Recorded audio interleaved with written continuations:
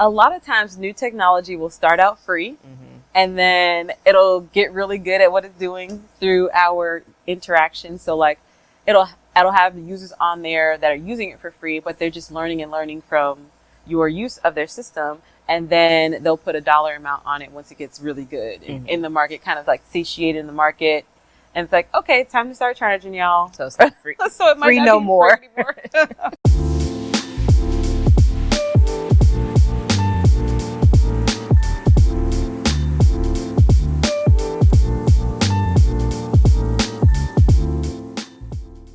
What's up, y'all? I'm Lauren. And I'm Adrienne. And this is the Two Mics, Two Glasses podcast. Where two best friends discuss business ownership and life.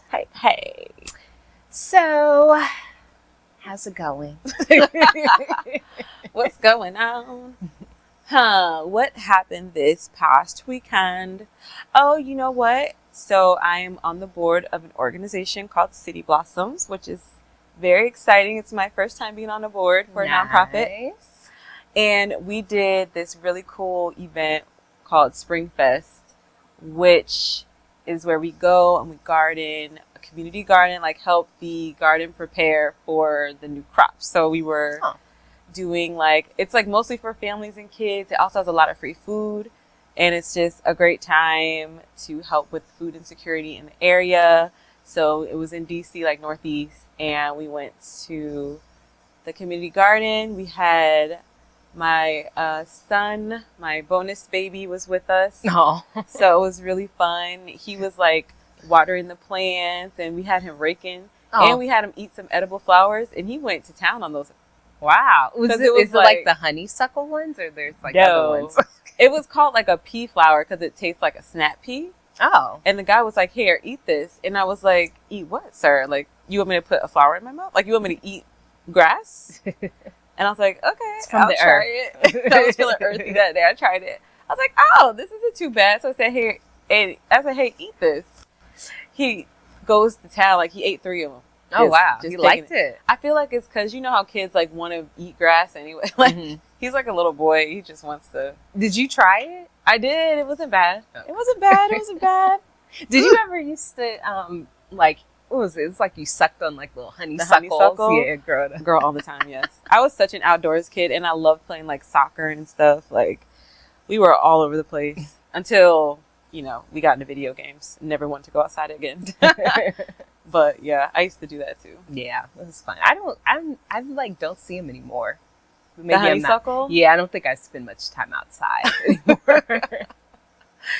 It was like recess. It was like on the side of, like, I don't know.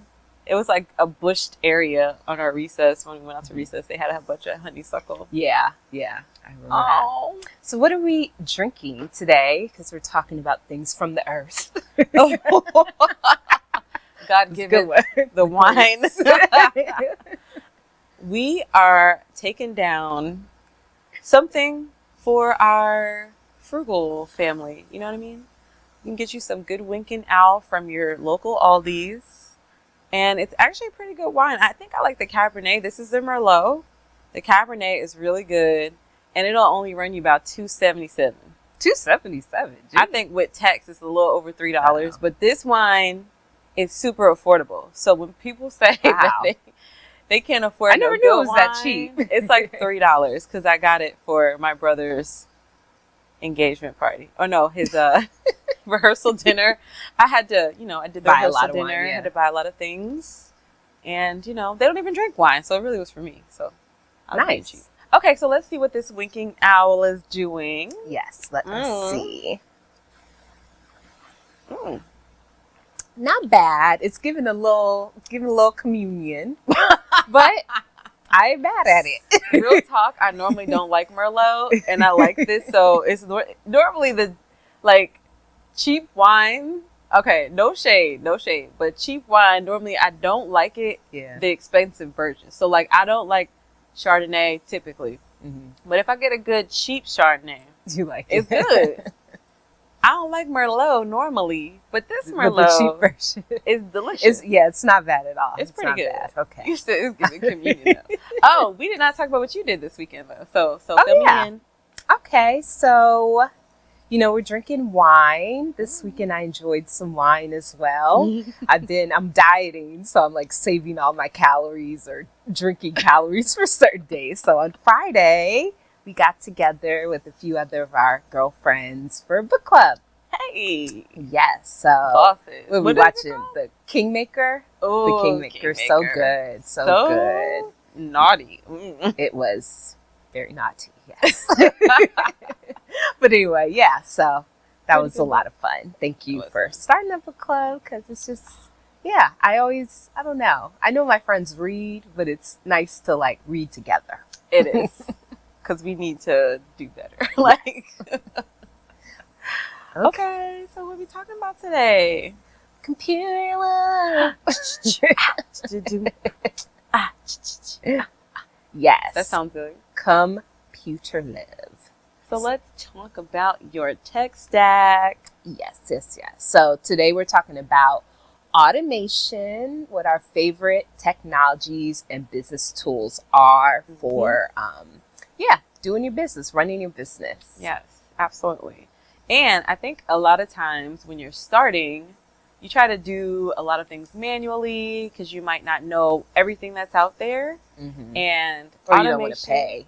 Exactly. You don't want to pay for things. But sometimes automating, like just simple things like an email or even automating parts of your bookkeeping just makes your life so much easier, especially when it comes to reaching out to clients. Like if you had automated way to reach out to your prospects, like new people you're meeting, so that they know who you are, they get all the information you want them to get. It's just as life-changing. Yeah. Because sometimes, menial tasks are not meant for us to do when you are the genius in the space that you're working in. So you want to work smarter, not harder, to put a really basic line in there. Colloquialism is is that what it's called? What does that mean? Colloquialism? Okay. Take that out. Anyway, okay, let's get it into it. So, to start, bookkeeping. So, yeah, from my financial professional, what are some of the things that you recommend for bookkeeping? Let's get into it. And what is bookkeeping? Oh, good question. Bookkeeping is, I don't think I've ever thought of the definition, but it is how you track the activity of cash flowing in and out of your business. So it is super important to know that activity. And when you don't have an accounting degree, at times, this can seem overwhelming. Yeah. So a good way to simplify this, instead of using like Excel or trying to create journal ledgers, which is extremely technical, you can use systems that are out in the ether. So a couple that I like, we're going to start with the free version, then we'll go to paid. So if you want something free, a free option would be Wave App. Wave App is 100% free. It has like some paid add-ons. So if you wanted to like collect payments through there, if you wanted to do payroll or other, finance related things, you can add on, but base value, like at a base level, it is completely free. And it's a great place to start. It's a step above Excel. You can get some reports out of it, which is really important for decision making. Yes. So Wave is a great option. If we want to go to paid versions, there's Zero. I don't know that much about Zero. I'm not going to lie. Zero has like a free version too, I think, as well. Does it? Or maybe it used to. I feel like when I first started, I was using free Zero, but it was a while ago. So I don't know. Maybe things have changed. Well, a lot of times new technology will start out free and then it'll get really good at what it's doing through our interaction. So like it'll have users on there that are using it for free, but they're just learning from your use of their system. And then they'll put a dollar amount on it once it gets really good in the market, kind of like satiated in the market. And it's like, okay, time to start charging y'all. So it's not free. So it might free not no be more. Free anymore.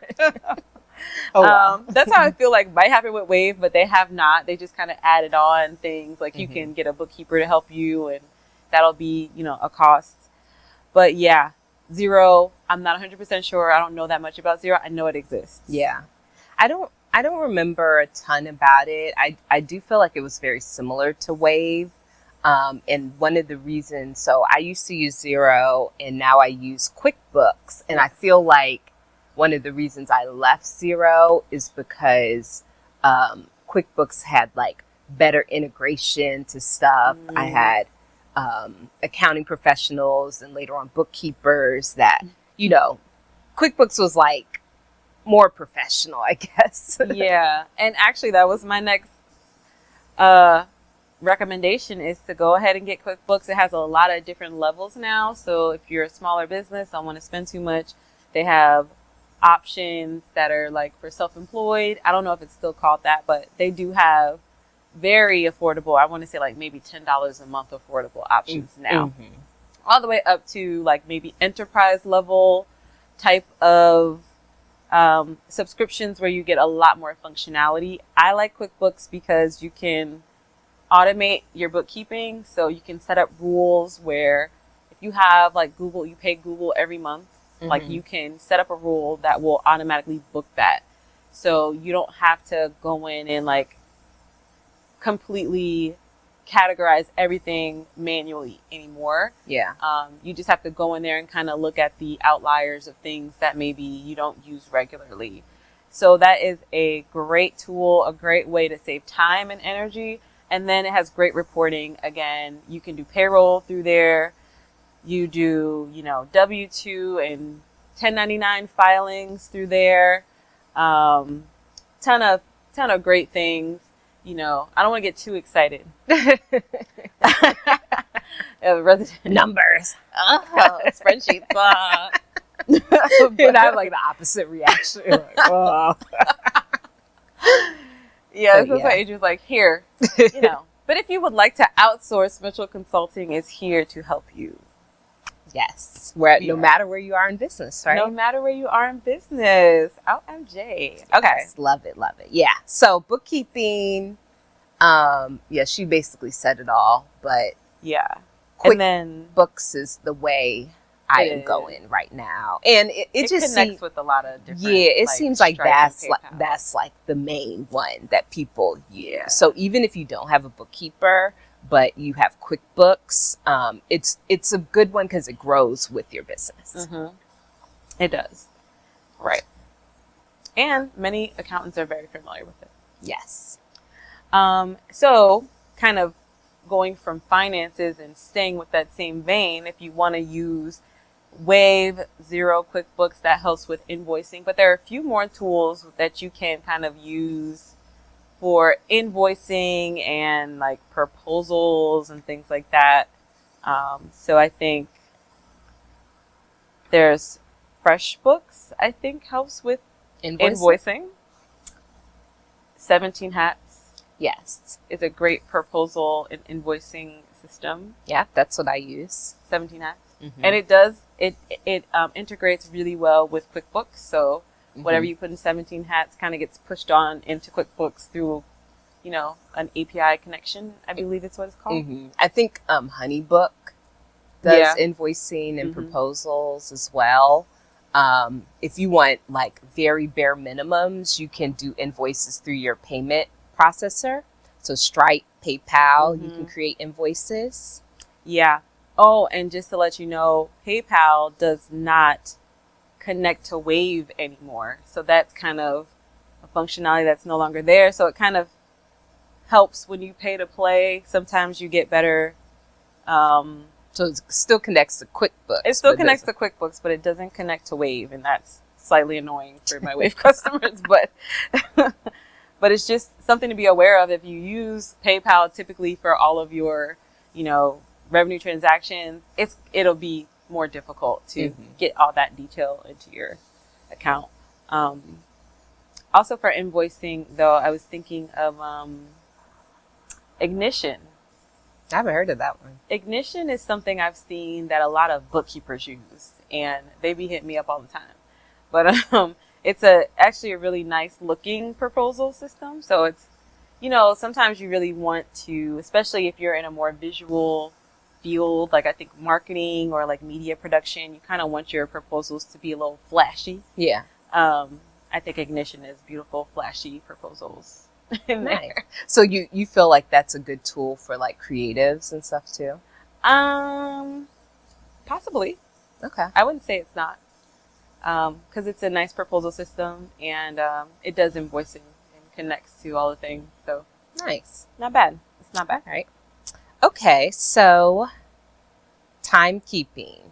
So, you're in business, so you're doing your business, especially in the beginning stages of your business. It's very important that you track your time. Even if you're not billing hourly to your clients, you still want to have a good general idea of how long it takes you to complete whatever you're completing for them, especially in the service business. So timekeeping, the only timekeeper really, I won't say that.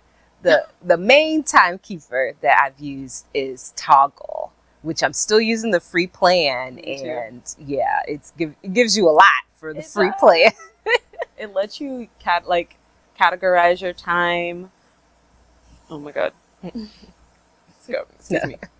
It helps you categorize your time by project, or you can tag it for like specific work or a specific client. And I think you can have a team on Toggle for free. Like maybe not a lot of people, but I'm pretty sure there's a couple of free seats. Yeah. Where you can put other people. I don't think I've used the team feature before, but all of my contractors, who like I'm paying hourly, I always get them to track on Toggle and send me their time report. So it's been very effective for managing a team of contractors or whoever you're managing.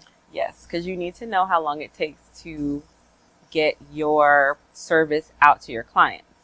It is so important that you know that, so that you would understand how much you're investing, but also how much it costs you to bring that to them. Yeah. And then how long things should take. So like when you first start doing things, there's going to be like a learning curve.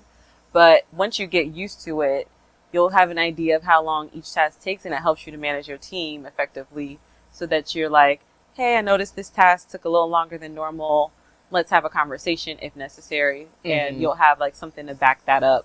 And, it might be a miscommunication where they don't realize that they're taking longer, and maybe there are inefficiencies in what they're doing that you can help. So if you have that data, it just makes things a little more efficient, I think. Yeah. I feel like it also helps you not underprice your services.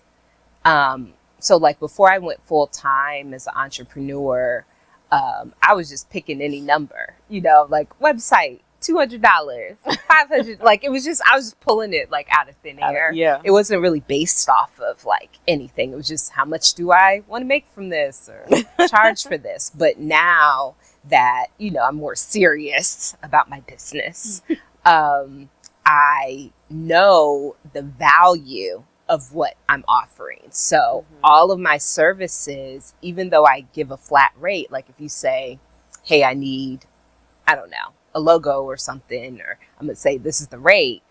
I know that my rate, one, is competitive, but two, is actually giving me or my team the money it deserves to be charged. Yeah. Exactly. Yeah. You'll get more revenue than what it's costing you to operate, which is a whole nother topic we can get into. Don't get me started. Yeah. On knowing your operating costs per hour and such. Yeah. But I feel like that's that is something that we should tell them real quick or whatever. So okay. I think it is important to know that. So like how do you come up with your hourly rate? Yeah. How did you come up with your hourly rate? Okay. Well, like you said, I kind of like closed my eyes and picked something at first. But then like once I had more data, I could see, okay, an easy thing you can do, take all your costs for a year or 6 months or however long you've been in business, and divide that by weeks your hours or days or whatever, and see like how much does it really take you to operate your business. Like, what is that daily cost, weekly cost, hourly cost for you for everything? Like, include your technology, include your cable bill, your cell phone, like all of the things that help your business run. If you use your car, include your mileage. If you use Netflix for whatever reason, include that subscription. Like, for research purposes. Like, everything that you use to operate your business, include in that number. And once you get it down, like, divide by 52 to get weekly. Divide by, don't give me the line because I don't know how many hours in a year. But divide it so that you can get literally down to your hourly rate. And if you do hourly work, then your rate should not be any less. Like, your hourly operating cost should not exceed your revenue. That means you're automatically never going to make money. Like, that's a really easy litmus test to see, like, am I charging more than I'm paying for things? Yeah. The only way to do that, though, is to have up-to-date bookkeeping. Yes. And that ties really well into what we're talking about with the automations, because if you're using different softwares, and you'll notice, like, as your business grows or as you are making your business more efficient, you are going to want to use more software. So you should know, like, hey, this project management system is costing $100 per month. That is $1,200 per year. So, like, that's one of your operating expenses. So exactly, that's one way to do it. One of the ways that I did it initially starting was, how did I do it, actually? This is what I'm going to assume, because you're the budget queen. Yes. I feel like you did a bunch of research to see how much everything costs. Yes. If you didn't have the data there already, and you were like, okay, let me see how much this costs. Let me look and see what the subscription says. What level do I want to be at? What do I need? Yeah. And then you put it on the spreadsheet, and you were like, this is my budget. Well, but for my hourly, I don't know. I don't know if I used a spreadsheet. I can't remember if I did anything with, like, the operating expenses, like how much does it cost to run a business.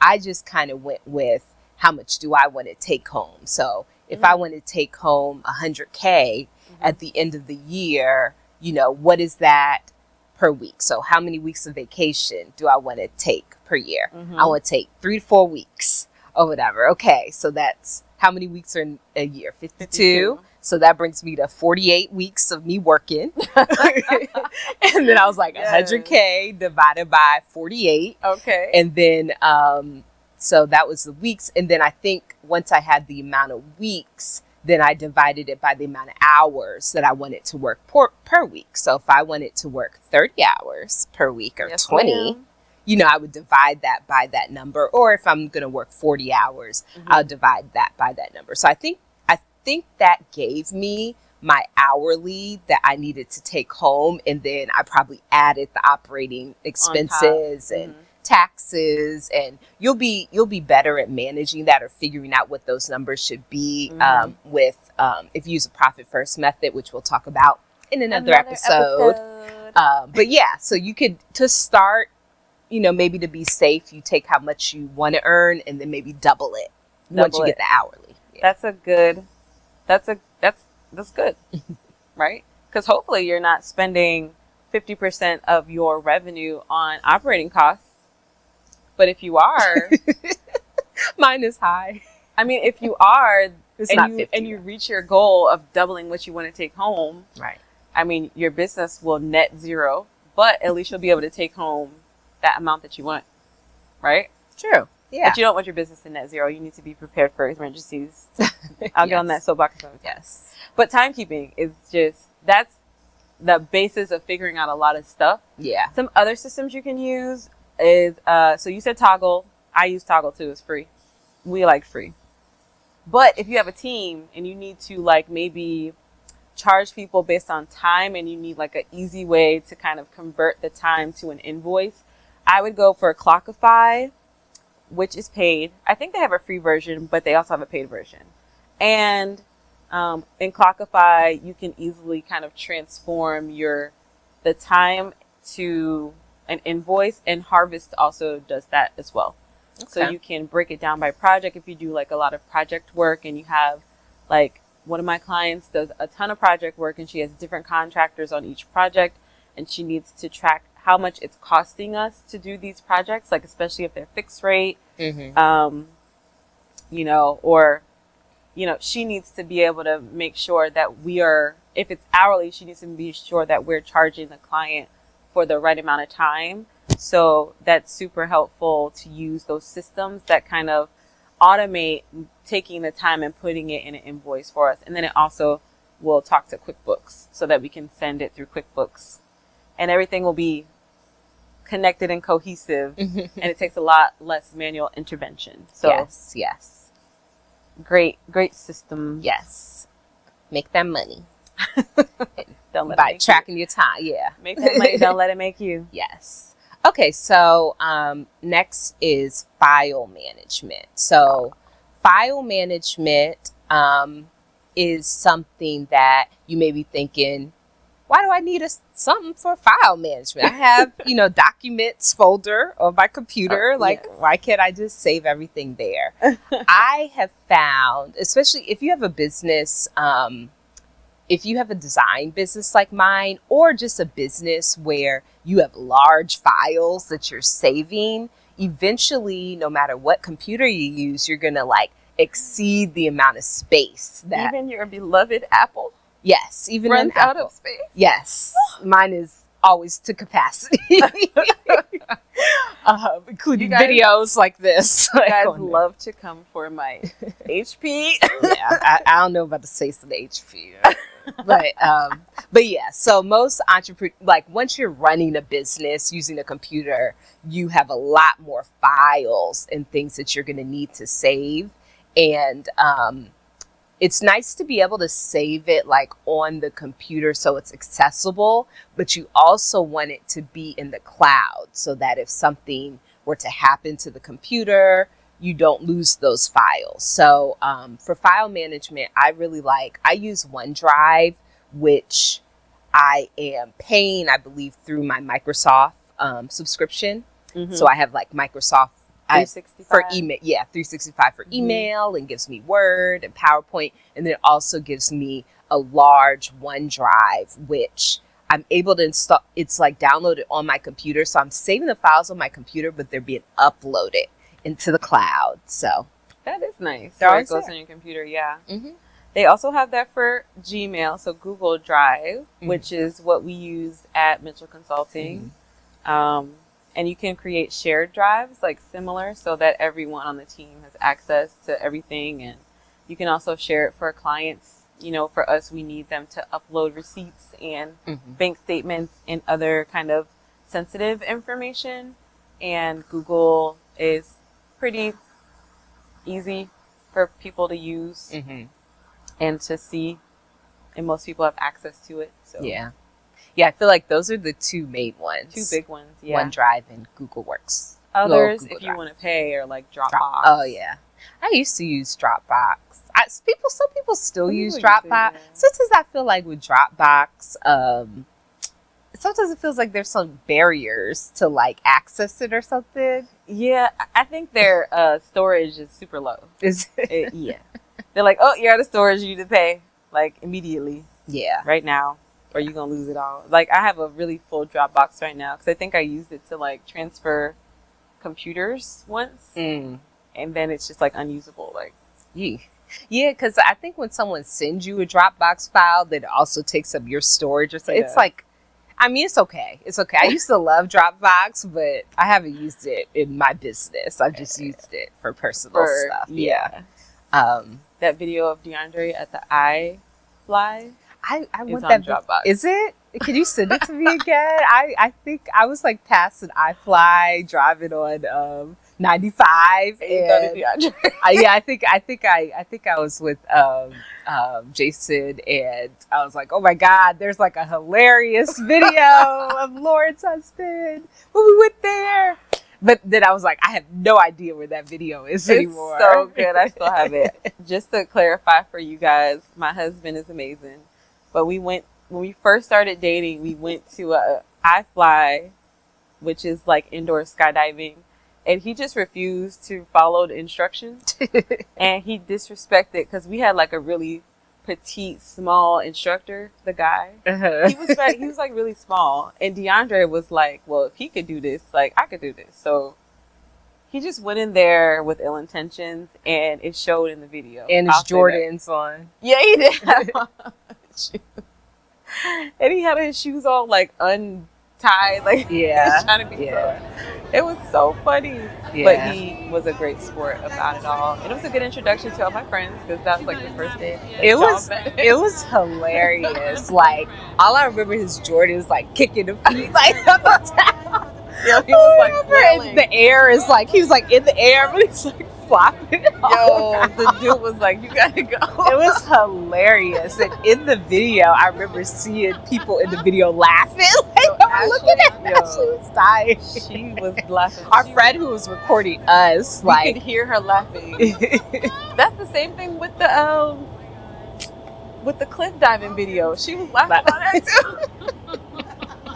Anyway, that's a memory I'll never story. forget. Memory I will never forget. That was a very funny introduction to DeAndre. iFly is fun. It's cool. iFly is okay. I'm sure you're enjoying this episode, but we wanted to quickly pop in to let you know about the cool swag we're wearing today.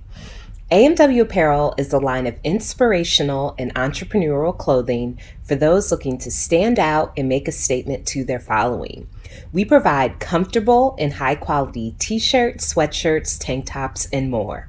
Enter code 2mics2glasses, which is the number 2, MICS, the number 2 again, GLASSES, with no spaces, for 10% off your first order at shopwithamw.com.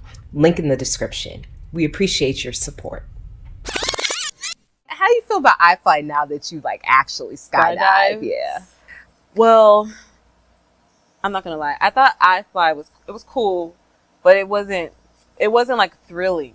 Yeah. So I was just like, oh, whatever. Yeah. I wouldn't go back to iFly because I like, I kind of like roller coasters, and like I'm into, like, we've done the swing thing where you kind of fall, free fall and stuff. Yeah. So the iFly was real basic for me. And then we went skydiving, and I was like, so we went skydiving for the first time together for our birthday this past year. Yes. And I had been putting it off. What was I? You were supposed to go like 2 years. 2 years. I was supposed to go for my 35th. Nobody wanted to go with me. Don't be telling that age now. Well, I didn't say your age. You said 35. We just. I said our birthdays. I didn't say we were the same age. And I said it was 2 years ago. It was 2 years. My birthday. I'm 37. It was 35. Whatever. Anyway, I had told myself that I was gonna go skydiving for my 35th birthday. I said that like 10 years prior. I was like, one day I'm gonna go skydiving for my birthday. And I was like, 35. That sounds like a good time. And then 35 came like super quick. And I was like, oh, now I have to do it. And so I was real, like, I really didn't want to do it. I didn't feel like prepared. And then I had asked most of my friends, but by the time, almost everybody said no. And like the time it was like getting close to the date, nobody else had bought a ticket. Like there were some people who were interested, but nobody bought a ticket. So I was going to do it alone. The only reason I bought the ticket is because I said I was going to do it for the birthday. And by the grace of God, there was a cloud covering and it was canceled. And the season was basically over because our birthday is like in October. Yeah, so this was like into October, November. So the season was over. There was, I never rescheduled. We've had a lot of life changes since 35, and I feel like this year was the best year. Like there's like a whole, for me in particular, a whole different appreciation of life and time and like trying new things. And this year was the year of trying new things. Yeah. Like I had done a couple of different things. I've had a bucket list of things. I've done my mob, what's it called? When you just, flash mob. I did that. That was on your bucket list? That was on my bucket list. Actually, Tasha sent me a clip from it. And she was like, remember when we did a flash mob? It was like for someone's engagement. I don't know if I ever saw that clip. Yeah? Oh, I have to find it. I have to send it to you. But like, I'm just kind of like checking things off, and I was like, you know what? I think it's time. Skydiving, I know. Time. And then when you said you wanted to go skydiving for your birthday, I was like, this is a sign like that you I'm gotta supposed do to it. try it like again. Yeah. It kind of helped that we were together. Yeah. Yeah. 'Cause, it was less scary. Yeah. Oof. You were pretty scared like leading up to it. Yeah, I was, because then the video, y'all. Oh my God.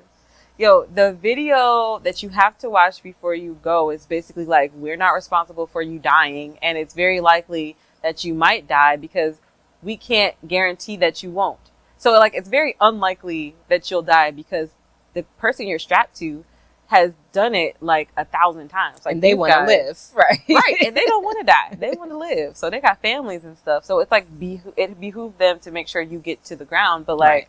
in the video, they kind of have to cover their bases. Yeah. So they'll just be like, well, we can't guarantee that you won't die, and we are not liable if you do die. So like, that is how they put it there. They say it. They try to say a little nicer than that, but that's Yeah. basically what they're saying. It's pretty scary. It's pretty scary. Like, actual skydiving isn't scary, but the lead up to it was like scary. I was just like, I don't know what I was doing. I feel like I was like meditating like the entire, like from the moment I got out of my car and I signed the Yes. papers and Oh we were my on the God. plane. I was just like in another headspace. And like then watching the people. Oh my God. yeah, but I don't know. I was just like, I think in my mind, I was just like, you're fine. It's going to be okay. Okay. It's going to be okay. So I had like a sense of calm, and then doing it, it was great. It was great. It was really it didn't good. compare to iFly at all. Like, it was like a completely It was different so much sensation. better. And actually, the best part is free falling for the 2.5 seconds that you're. It actually feels like less than a I second. know. It feels so quick. And then the gliding down, gird your loins, literally, because Yeah. that was a little painful, but it Yeah. was very cool. Yeah. It was And good. I got to get you that book that my mom made. Oh, yeah. Yeah. That would be cool. That's cool. Yeah. Would you do it again? I would 100% do it again. Okay. I would do it again. Yeah, I would do it again. I would want to do it somewhere really scenic. Yeah, like Jamaica. Yeah, I just You need to skydived make in sure that the Jamaica. instructor, Oh yeah. I feel safe in the I mean, equipment. Listen, the Jamaicans be doing. They're resourceful, crafty people. Okay, they know what they're doing. Okay, shout out to my people. Yes.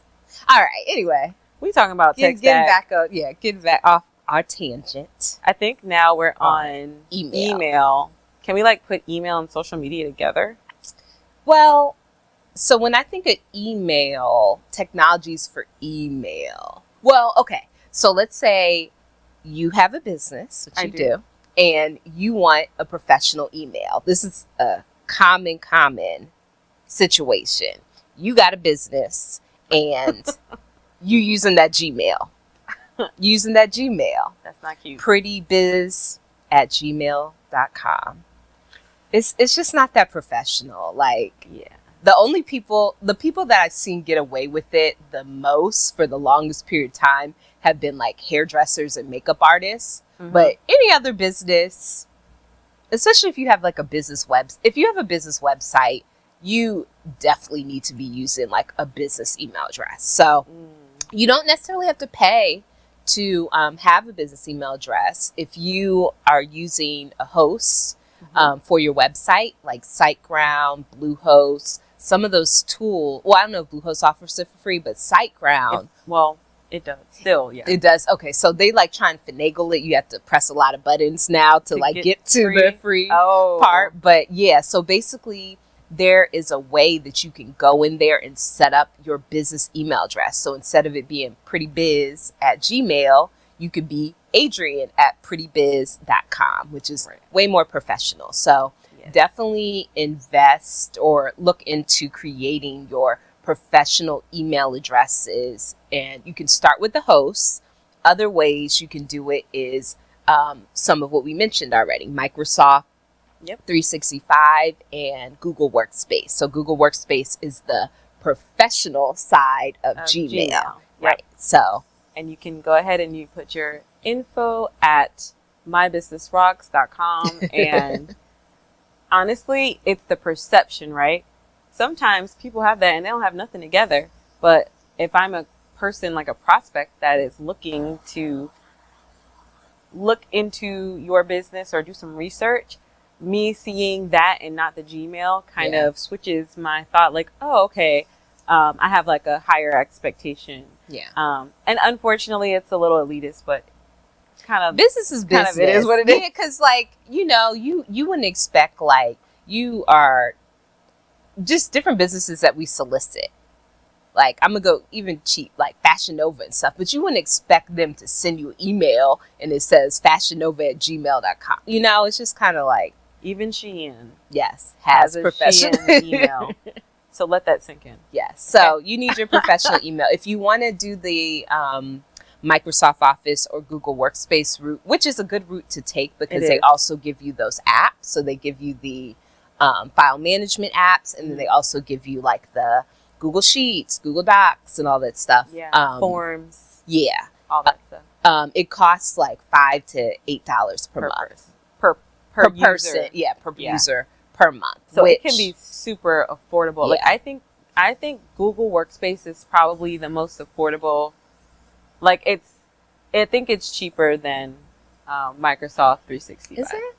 I'm pretty sure.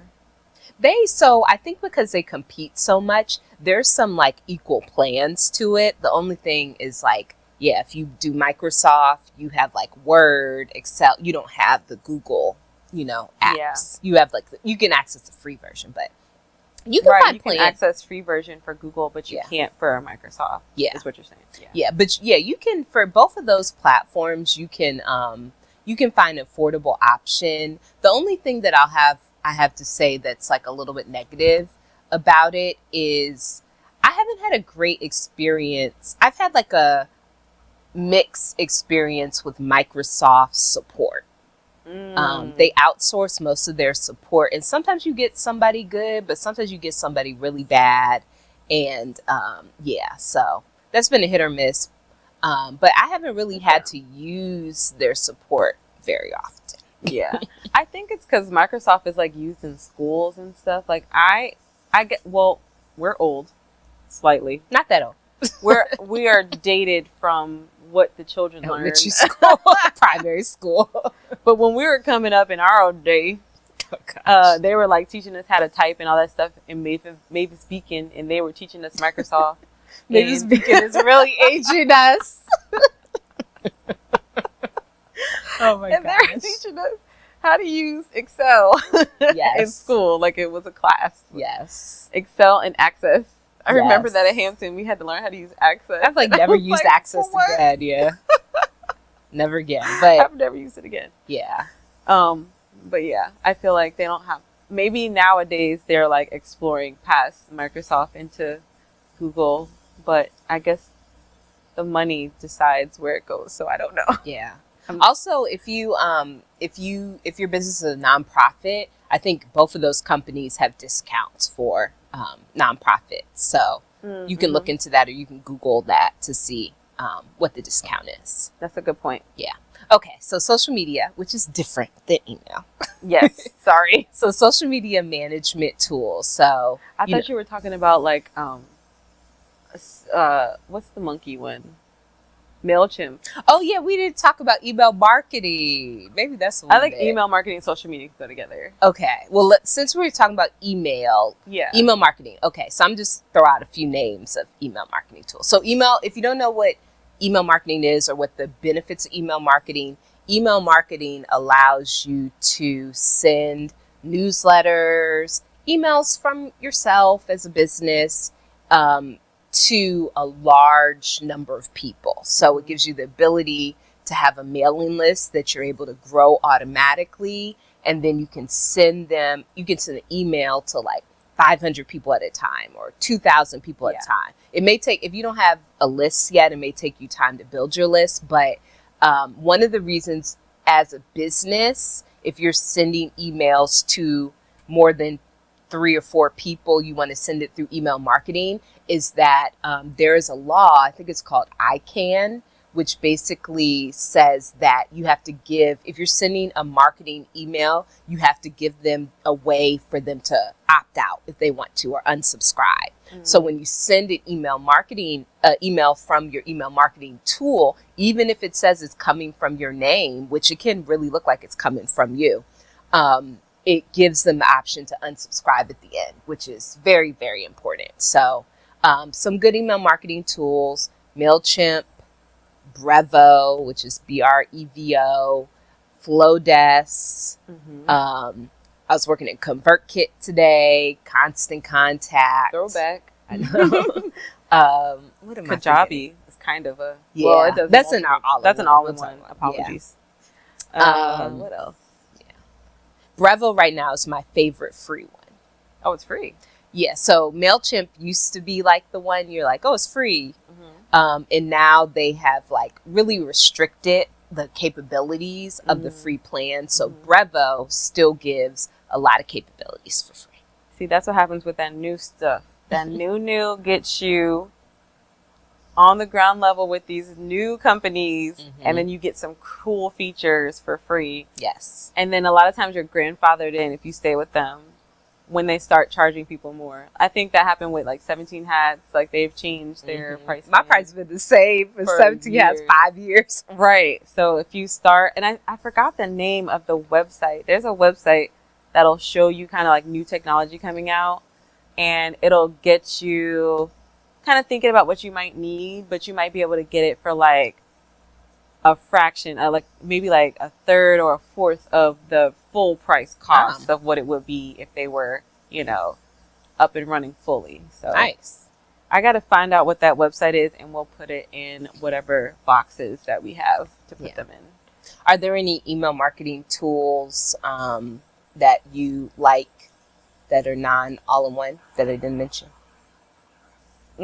That's not even my whole... That's not my bag. That's your bag. Okay. I don't even know. So yeah, I would say start... Oh, I didn't mention ActiveCampaign. ActiveCampaign is what I use, but ActiveCampaign is kind of advanced. I like it because I'm able to do a lot of like advanced functionality with it, which includes like tagging and connecting to other systems that I use and stuff. But to get started, Brevo is a really good place to start.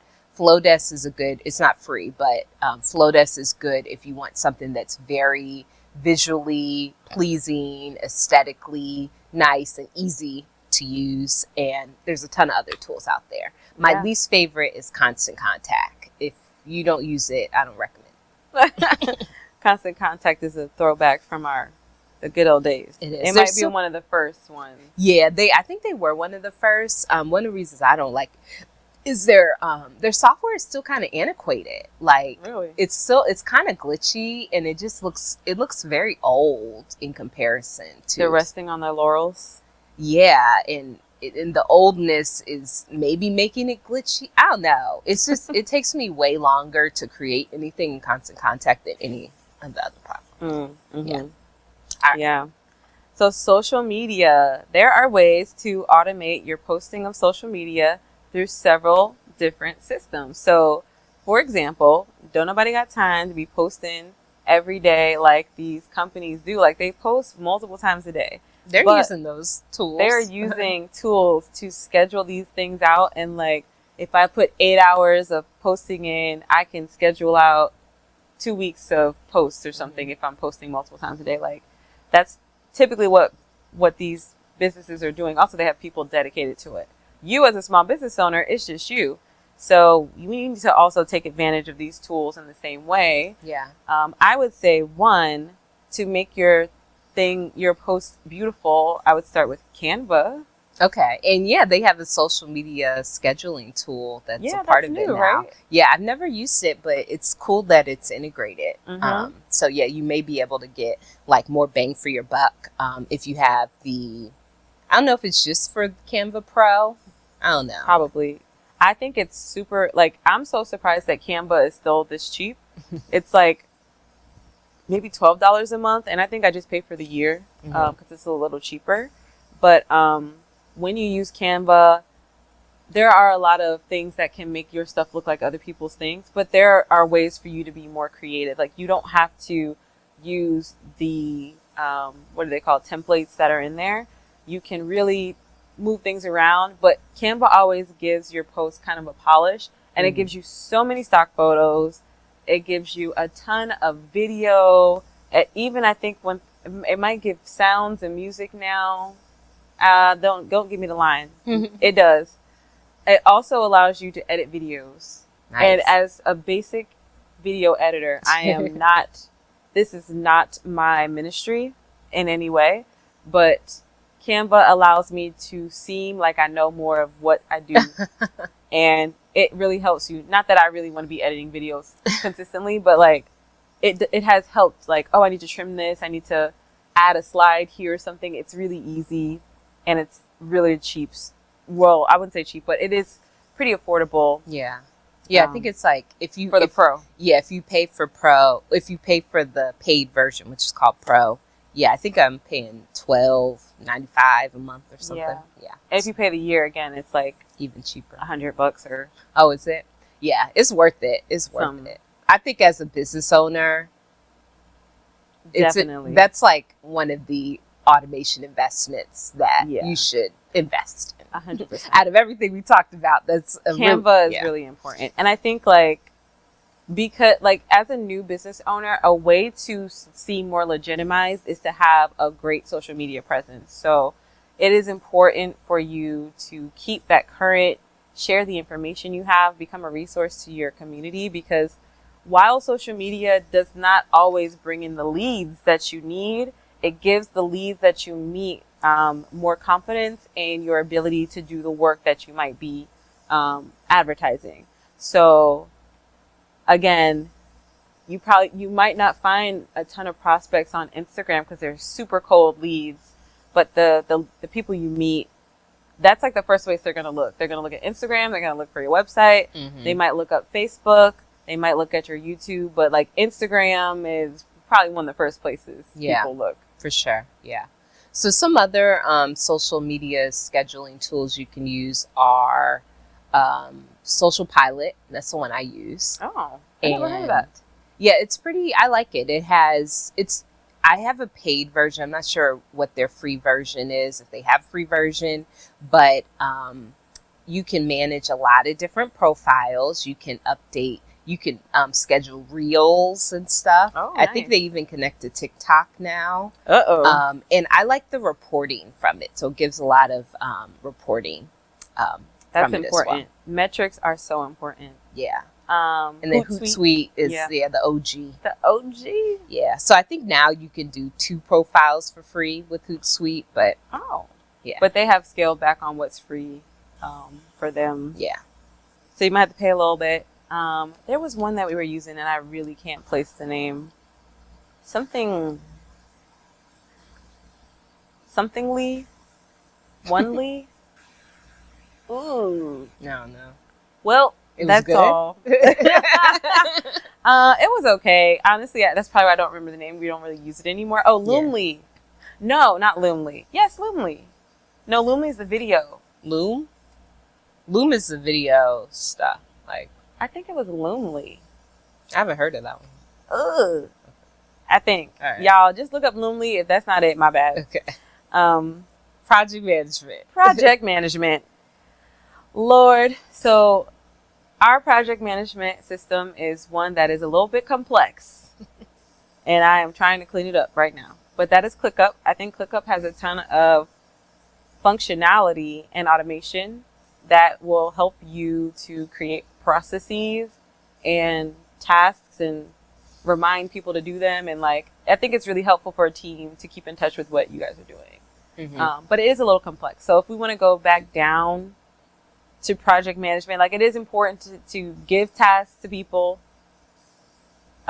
be aware of where they are in that task. So they have different statuses that you can apply to each task.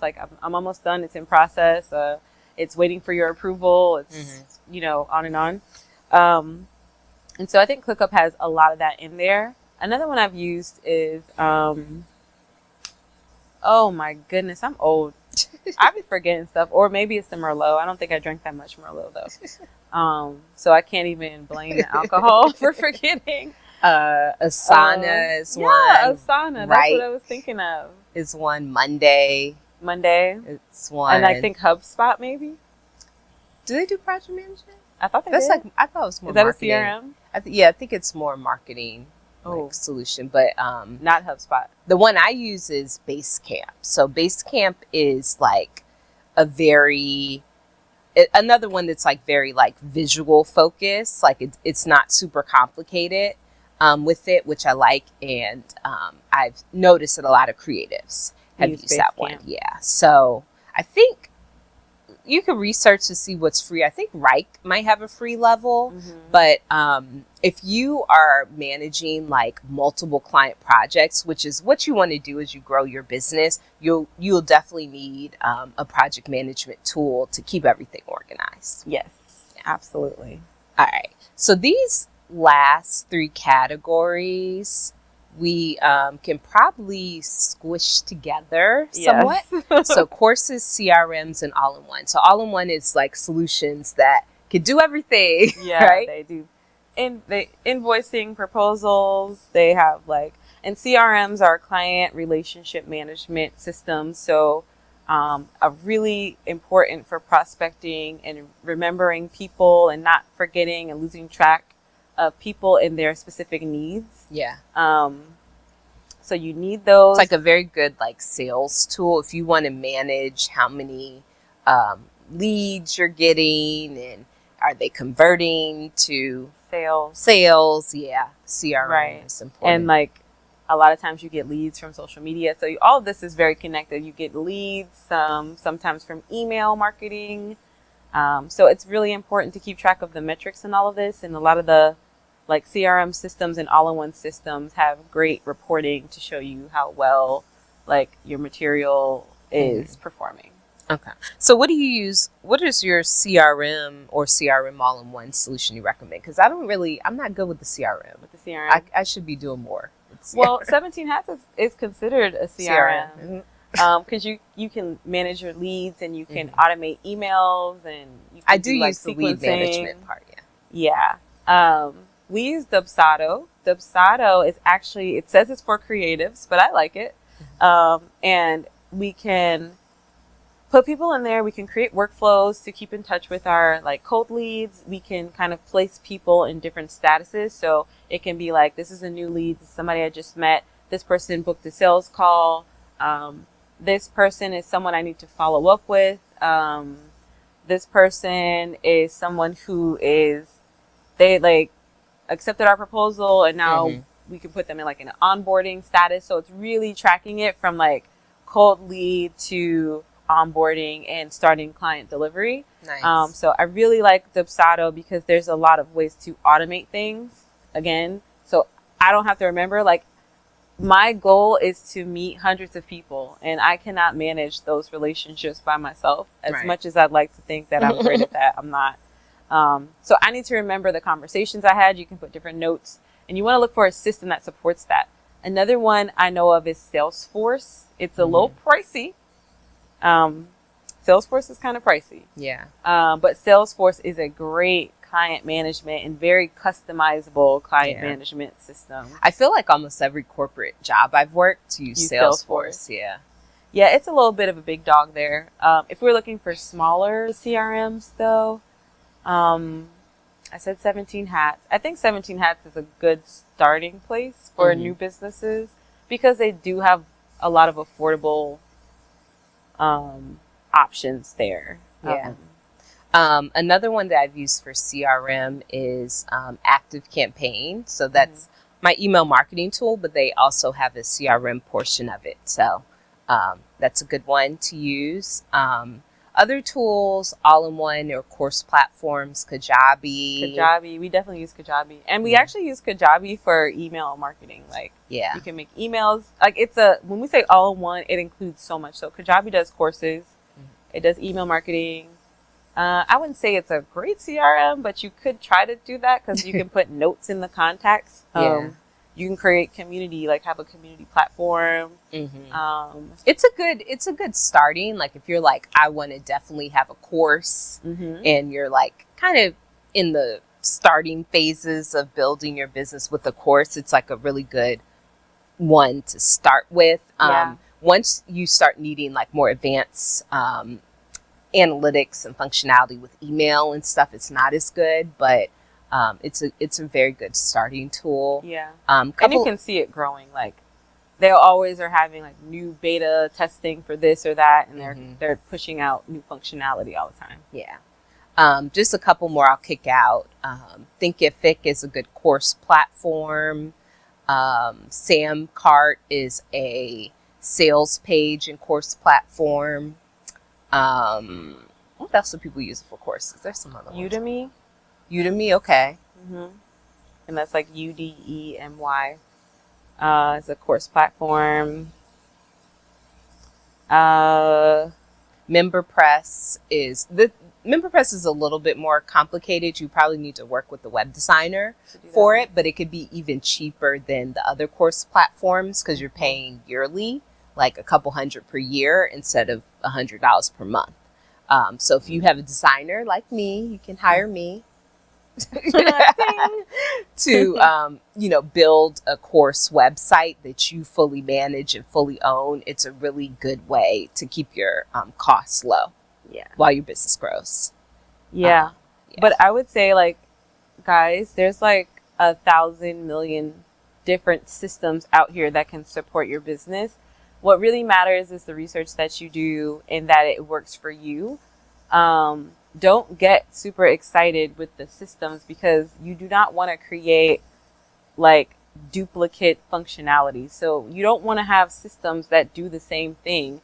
That is going to, one, it's going to be inefficient. And then two, it's going to cost more. So sometimes all-in-one is a better option for the state that you're in.